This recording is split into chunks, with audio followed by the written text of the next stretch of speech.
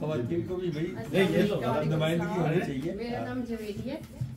तो हम बेशक कि उधर के पंछी यहाँ आ चुके हैं, लेकिन हमारा दिल फिर भी पाकिस्तान में धड़कता है।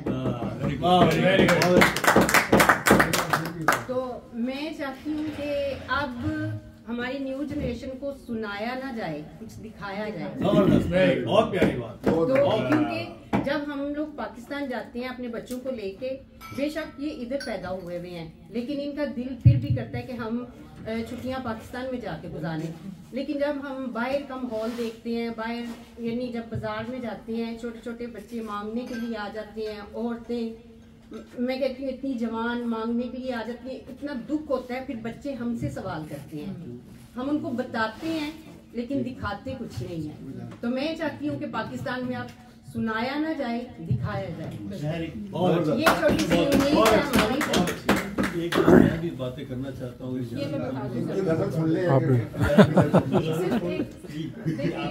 तो मैं आपको ये बताऊं कि पाकिस्तान में ऐसा नहीं है कि सब कुछ गलत ही हो रहा है, ठीक है। और इधर मीडिया के भी हमारे लोग बैठे हुए हैं, मेरा खुद भी मीडिया से ताल्लुक है। कंस्ट्रक्टिव जर्नलिज्म की तरफ आने की हमें जरूरत है। यूके में दिन दिहाड़े मोबाइल स्नैचिंग होती है, चोरियां होती हैं। यूएस में खवातीन का रेप रेशो आप देखें। साउथ अफ्रीका में डरबन में ऐसे इलाके हैं कि दिन के टाइम आप खड़े नहीं हो सकते। तो ये नहीं प्रॉब्लम के पाकिस्तान में, आप यकीन माने, मैं आपको बताऊं कि पाकिस्तान में अगर 40% गलत काम हो रहे हैं तो 60% ऐसे काम हो रहे हैं कि जिम्मेदारी बनती है मीडिया की कि उसको पूरी दुनिया में बताया जाए, ठीक है। तो बहुत अच्छे काम भी हैं जो पाकिस्तान में हो रहे हैं। आप अपनी यूथ को लेके आना, मैं उनको पाकिस्तान दिखाऊंगी कि पाकिस्तान कैसा है। और आपने कहा प्रैक्टिकल, बिल्कुल हम भी यही कहते हैं कि बातों का वक्त अब खत्म हो गया, और ये हमने सबसे पहले अपने ऊपर लागू किया। ईमान पाकिस्तान टीम ने अपने ऊपर इसको लागू किया, और आप उठा के गूगल पे मेरा प्रोफाइल देखें और उस पे शायद इतना आपको काम नजर नहीं आएगा जितना ग्राउंड में है, लेकिन आप आकर देखेंगे। दावत है आपको, आप लोग सबको, बल्कि जब आप पाकिस्तान आए तो मुझे ताकि मैं आप लोगों को बलूचिस्तान की सैर कराऊं। और मैं इंशाल्लाह फर्स्ट टाइम ये नाम सुना है। तो माशाल्लाह हम जो भी यहाँ आते हैं, इतने इतने बड़े कंसर्ट होते हैं, हम ओवरसीज पाकिस्तानी उनकी मदद करते हैं, इतना इतना पैसा देते हैं हम लोग, देखते हैं कि वहाँ के हालात बेहतर हों, लेकिन अभी तक फिर कुछ नजर नहीं वहाँ आता ना। तो इसलिए फिर बच्चे हमसे सवाल करते हैं, तो हम बच्चों को कुछ दिखाना चाहते हैं कि वाकई हमारा ये पाकिस्तान है। तो ये मैं आपको फिर भेजूंगी, आप बच्चों को दिखाना कि क्या हो रहा है पाकिस्तान में। ठीक है, फिर हम आपके साथ हैं। बिल्कुल, हाँ जी, बिल्कुल। हम सेकंड लास्ट क्वेश्चन की शर्त करते हैं, उसके बाद मेरा मशवरा है बलूचिस्तान ना जाए। क्यों? मैं अपना मकान 10 लाख का 5 लाख में, अपना कारोबार पता नहीं कितने लाखों का था 2 लाख में बेच के भागा हूँ। कोयटा से जी, कोयटा में कौन से रोड पर रहते थे आप? मैं रहता था सुमंगली रोड पे, हुसन स्कीम है जो क्या नाम जनाटों के साथ बलेरी रोड पे जो वहाँ रहते के हालात बिल्कुल सही कह रहे हैं, खराब तो ये पुरानी बात है। जी जी बिल्कुल। अच्छा जी, हम इख्तिताम की तरफ चलेंगे। प्रोग्राम के मेज़बान भी अभी से क्लोजिंग की तरफ है, और रमज़ान भी है, और तरावियाँ हमारी आज यहाँ हो गई हैं। तो थोड़ी सा एक सवाल ये है कि आप चूँकि अब बलूचिस्तान असेंबली से हैं, आपका सयाहत की तरफ अभी आपने दावत दी कि अपनी यूथ को लेकर आइए, तो हमने कभी सयाहत में बलूचिस्तान का नाम सुना नहीं, लेकिन अगर तारीख पढ़ी जाए तो बहुत रिच हिस्ट्री है, बहुत रिच। तो इस बारे में ये क्वेश्चन नहीं है, रिक्वेस्ट है कि आप चूँकि लोकल हैं तो वहाँ पे कुछ ऐसी ज़रूर तरक्याती काम की तरफ तवज्जो दीजिए कि लोगों का फ़कत खैबर पख्तूनख्वा और मरी, अब यकीन कीजिए आप वहाँ लोकल हैं, मैं गारंटी से कह सकता हूँ कि मरी और खैबर पख्तूनख्वा से भी बहुत खूबसूरत इलाके बलूचिस्तान में पाए जाते हैं। तो उनको ज़रूरत है, जितना लोगों का आना जाना करेंगे आपका अमन बढ़ेगा, आपकी टर्नओवर बढ़ेगी, आपके फाइनेंशियल सूरत हाल जो है वो बेहतर होगी। तो इस चीज़ को आप मेरे से लेकर जानते हैं। मतलब ये कहना चाह रहे हैं कि ईमान पाकिस्तान के मंशूर में आप सयाहत का भी सिलसिला ताकि हम लोग भी शिरकत कर सकें। जी, इसके साथ ही मैं शफीक साहब से खास करूंगा कि क्लोजिंग शुरू करनी है, कीजिएगा। बहुत जी, मैं कुछ सवालात तो नहीं है, लेकिन मैं ये करना चाहता हूँ कि ये जो अक़लियत और अक्सरियत का सिस्टम है ये हमें पाकिस्तान में मिल रहा है। हमें यहाँ पे जर्मनी में रहते हुए कभी भी गैर ईसाई अक़लियत नहीं कहा। मैं अक़लियत और अक्सरियत के उस लफ्ज़ी मानों में नहीं आ रहा कि कम होना या ज़्यादा होना, बल्कि मैं उस सेंस में आ रहा हूँ जहाँ पे हमारे आईन पाकिस्तान की बात होती है। यहाँ पर जर्मनी में हम कोई अक्सरियत नहीं है, कोई अक़लियत नहीं है। मुझे मालूम नहीं कि ये सिस्टम जो है ये कितना फरसूदा है, कितना पुराना है, क्योंकि किसी यूरोपियन मुल्क में हमने ये नहीं देखा। मैं पाकिस्तान का, जर्मनी का नेशनल हूँ, फर्स्ट प्रेफरेंस। मेरे पास पाकिस्तान जर्मनी का पक्का वीज़ा है, सेकंड प्रेफरेंस।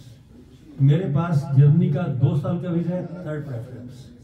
यहाँ पे जितनी प्रेफरेंसेस हैं वो इस तरह चलती हैं, लेकिन ये भी प्रेफरेंसेस जो हैं ये वोट के सिस्टम में चलती हैं।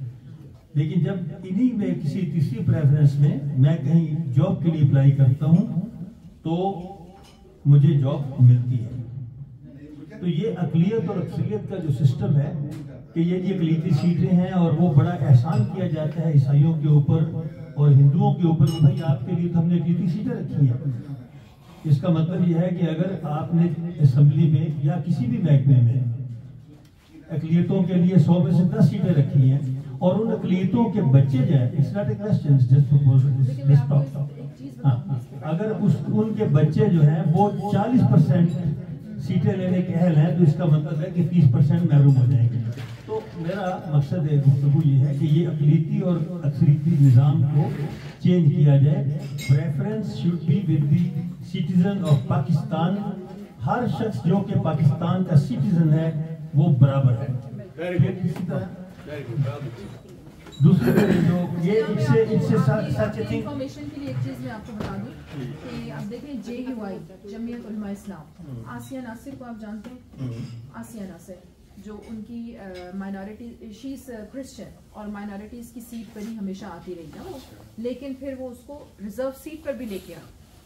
तो ये मैं आपको बता रही हूँ कि इस तरह के काम भी हो रहे हैं। अब देखिए JUI के बारे में आप नहीं सोच सकते कि वो किसी को देखे जमात का नाम लेके।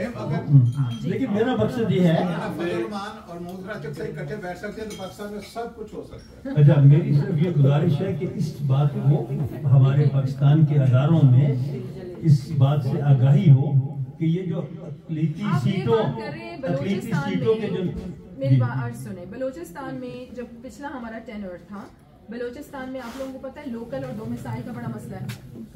अब जी लोकल और डोमिसाइल का बहुत मसला। मैं और जमात इस्लामी की मेरी एक कलीग थी, हम एक करारदाद लेके आना चाह रहे थे, लेकिन हमारे वो बस आखिरी दिन रह गए थे, लेकिन हमें बड़ी चालाकी से उससे रोक भी लिया गया था।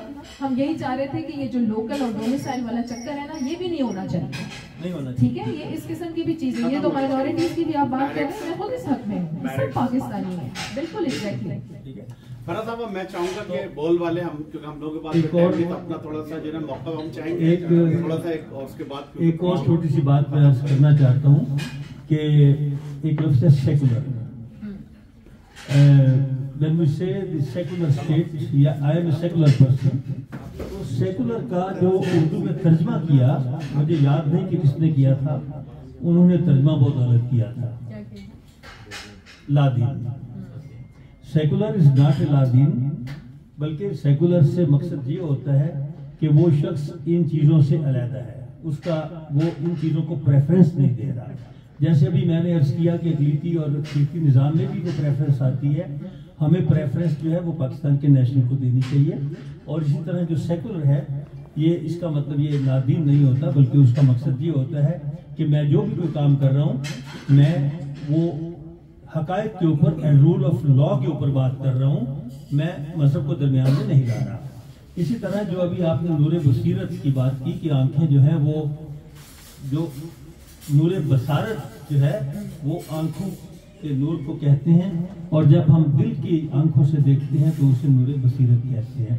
तो बसीरत जो है, नूर बसीरत जो है, जो इकबाल ने कहा था कि खुदाया आरज़ू मेरी यही है, मेरा नूर बसीरत आन कर दे। ये नूर बसीरत हमें बढ़ाने की ज़रूरत है अपने मुल्क में। और जो अभी जो मैं ये रिलीजन के हवाले से बात कर रहा था, क्या ये मुमकिन है कि हमारा मजहब जो है वो अंदर हो, सीनों के अंदर हो, सड़कों और गलियों में ना हो? लेकिन अफसोस ये है कि हमारा मजहब जो है सड़कों गलियों में ज़्यादा नज़र आता है, और अंदर हमें नजर नहीं आता। हम लोग यहाँ पे रहते हैं, एक क्रिश्चियन कंट्री में रहते हुए हमें मस्जिदें तामीर करने की इजाज़त है और हमारी मस्जिदों के तहफ़्फ़ुज़ की ज़रूरत ही नहीं है, क्योंकि लोग जो हैं वो एक्सेप्ट करते हैं। तो क्या ऐसी वसीउ नज़री हमारी कौम में आ सकती है कि हम दीगर मज़हब को उसी तरह कबूल करें जैसे ये लोग हमें कबूल करते हैं? तो ये चीज़ें जो हैं ये सवालात नहीं हैं, ये वो पॉइंट्स हैं जिनके ऊपर आपको वर्क करना है, और जब इनके ऊपर वर्क होगा तो पाकिस्तान तरक्की की मंजिलों पर गामज़न होगा।